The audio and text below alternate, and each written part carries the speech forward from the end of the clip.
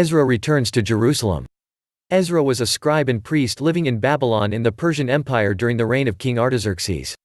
The king gave Ezra a letter giving him permission to return to Jerusalem to teach the laws of God and appoint people to act as judges. The king entrusted him with gold and silver to use for offerings and returned articles for worship taken from the temple in Jerusalem. Ezra brought with him the scrolls on which God's laws were written. He had devoted his life to teaching people to live as God wanted. A large group of Jews returning with Ezra gathered by the Ahava Canal. Although there were priests in the crowd, there were no Levites or temple servants returning to Jerusalem.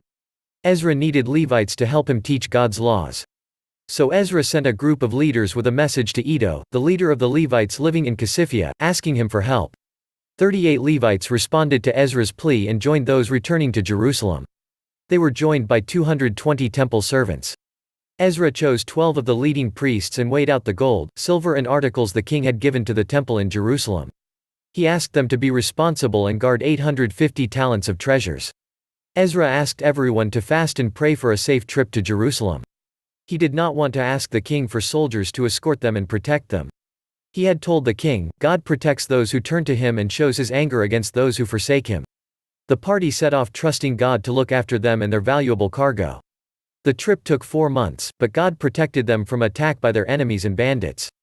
At last, Ezra and the Jews traveling with him arrived in Jerusalem. They set up camp and rested for 3 days. On the 4th day the gold and silver was weighed again and entrusted to a priest called Meremoth. It was all accounted for. Nothing had been lost or stolen. Everyone then sacrificed burnt offerings to God. Soon after returning to Jerusalem, the leaders came to Ezra to report that many of the Jews now living in the land, including priests and Levites, had married people from neighboring countries who worshipped false gods. Ezra was appalled at this news. He tore his tunic and cloak. He pulled hair from his head and beard in grief. Those who loved and feared the Lord God gathered round Ezra.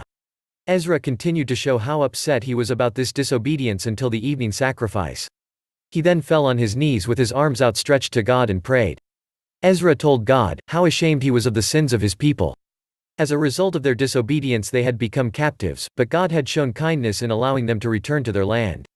And now they were guilty of marrying people who worshipped idols and did detestable things. Ezra pleaded with God not to destroy them all. While Ezra was praying, confessing, weeping, and throwing himself down before the temple, a large crowd of Jews gathered round him and wept bitterly. One of them, Shechaniah, announced, "We have been unfaithful to our God by marrying foreign women who do not worship God. Let us promise to send these women and their children away, according to God's law."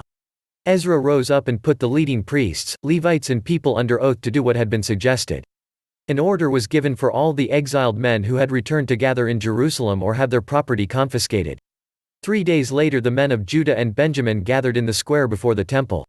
Ezra told them, "You have been unfaithful and you have married foreign women. It's time to honor God and obey Him. Separate yourselves from the idol-worshipping people around you and from your foreign wives." They responded, "You are right. We must do as you say, but we need time to sort this out and put our lives right with God." Those who had married foreign women agreed to appear before the elders and judges of the towns where they lived for their cases to be heard.